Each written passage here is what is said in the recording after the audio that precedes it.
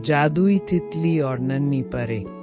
एक दफा का जिक्र है, एक रोशन जंगल में नन्ही परी खेल रही थी। अचानक एक सुनहरी तितली आई जो बहुत उदास लग रही थी। तितली ने कहा, नन्ही परी, मुझे अपने फूलों का बाग नहीं मिल रहा, क्या तुम मेरी मदद करोगी?